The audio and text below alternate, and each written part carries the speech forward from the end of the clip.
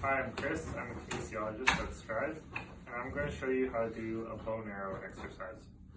So Daniel here is going to demonstrate for me. So he's going to lay down on his side here, rested on a yoga block for his head. You don't have to have a yoga block or a headrest, but you can if you want. Then his top leg is going to be bent 90 degrees on the foam roller here, with his bottom leg stretched out nice and straight.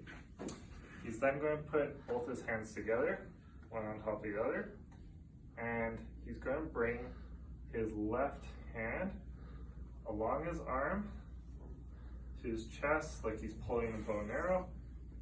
His arm's going to extend out, and then he's going to take a deep breath through his nose, expanding the belly, and then out through his mouth with the exhale.